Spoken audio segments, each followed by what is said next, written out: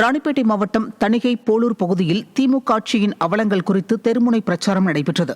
ராணிப்பேட்டை கிழக்கு மாவட்ட செயலாளரும் அதிமுக சட்டமன்ற உறுப்பினருமான அரக்கோணம் சு. ரவி கலந்து கொண்ட இந்த பிரச்சாரம் அரக்கோணம் கிழக்கு ஒன்றிய செயலாளர் பிரகாஷ் தலைமையில் நடைபெற்றது.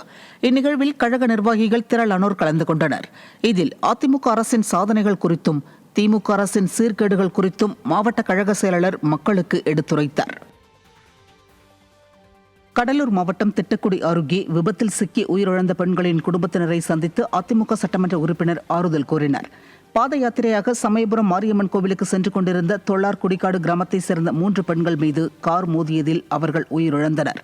இந்த நிலையில் கடலூர் மேற்கு மாவட்ட செயலாளரும் புவனகிரி சட்டமன்ற உறுப்பினருமான அருண்மொழித்தேவன் உயிரிழந்த மலர்கொடி, சசிகலா, விஜயலட்சுமி ஆகியோரின் குடும்பத்தினரை சந்தித்து ஆறுதல் கூறினார்.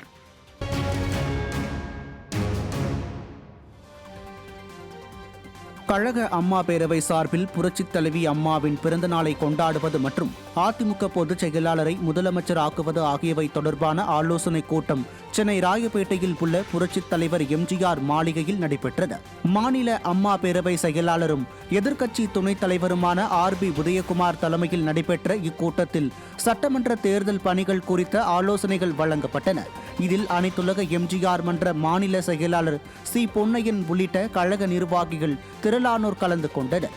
இக்கூட்டத்தில் உரையாற்றிய மாநில அம்மா பேரவை செயலாளர் RB உதயகுமார், அம்மா பேரவை நிர்வாகிகள் 100% வாக்காளர்களை சந்தித்து அதிமுகவின் வெற்றிக்கு பாடுபட வேண்டும் என வலியுறுத்தினார்.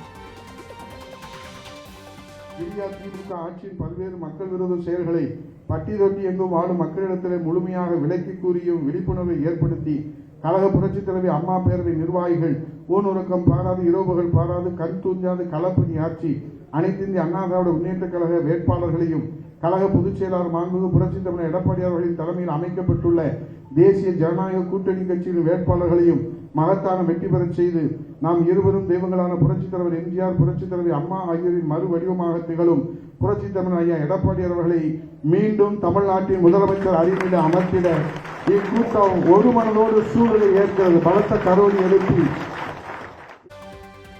திருவண்ணாமலை மாவட்டம் வெம்பாக்கம் அருகே திமுக உள்ளிட்ட மாற்றுக் கட்சிகளை சேர்ந்த 100க்கும் மேற்பட்டோர் அதிமுகவில் இணைந்தனர். வெம்பாக்கம் அருகே உள்ள தூசி கிராமத்தில் நடைபெற்ற இந்த நிகழ்ச்சியில் திருவண்ணாமலை வடக்கு மாவட்ட கழக செயலாளர் தூசி கே. மோகன் மற்றும் முன்னாள் அமைச்சரும் கழக அமைப்பு செயலாளருமான முக்கூர் சுப்பிரமணியன் ஆகியோர் முன்னிலையில் திமுக உள்ளிட்ட மாற்றுக் கட்சிகளை சேர்ந்த 100க்கும் மேற்பட்டவர்கள் கழகத்தில் இணைந்தனர். புதிதாக இணைந்தவர்களுக்கு சால்வை அணிவித்து வரவேற்பு அளிக்கப்பட்ட நிலையில் இந்நிகழ்ச்சியில் கழக நிர்வாகிகள் பலர் கலந்து கொண்டனர்.